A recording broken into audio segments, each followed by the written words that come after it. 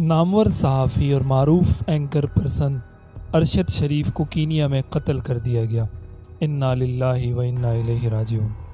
ذرائع کے مطابق وہ کینیا کے دارالحکومت نیروبی سے تقریباً 70 کلومیٹر کے فاصلے پر اپنے ڈرائیور کے ساتھ گاڑی میں رواں دواں تھے فائرنگ کی گئی، جس کے نتیجے میں ارشد شریف انتقال کر گئے۔ ناظرین، پاکستان میں صحافت کرنا آسان نہیں۔ پہلے صرف اخبارات اور پی ٹی وی ہوا کرتا تھا، اس کے بعد الیکٹرانک میڈیا میں نئے چینلز آئے تو صحافت کی حیت بدل گئی۔ صحافیوں کا قلم مزید آزاد ہو گیا اور سوشل میڈیا آنے سے ان کے پاس بولنے لکھنے کی آزادی بڑھتی چلی گئی۔ جو بات وہ اپنے ادارے میں نہیں بول پاتے وہ سوشل میڈیا پر بول دیتے ہیں اور لکھ دیتے ہیں۔ بلاگز اور ولاگز کے ذریعے حقائق عوام کے سامنے لاتے ہیں، جن کی وجہ سے نئے نئے مسائل جنم لینے لگے۔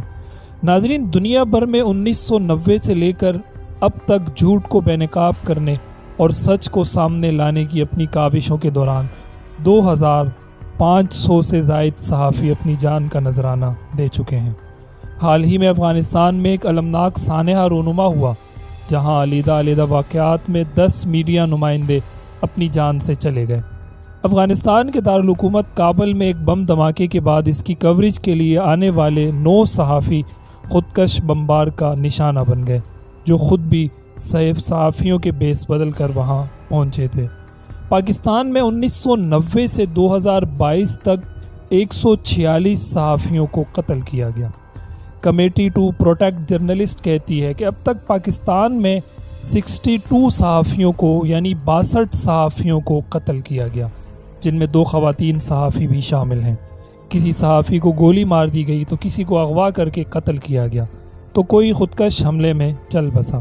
سلیم شہزاد، مشتاق خند، ثاقب خان، عبدالحق بلوچ، رزاق گل، حاجی زئی، ملک ممتاز، محمود آفریدی، مرزا اقبال، سیف الرحمان، اسلم درانی، ایوب خٹک، عمران شیخ، مکرم خان، عارف خان، مصری خان، ولی خان بابر، عزیز میمن، موسیٰ خیل، چشتی مجاہد، ہدایت اللہ خان، عامر نواب اور ان جیسے کئی دیگر صحافیوں کو شہید کیا گیا۔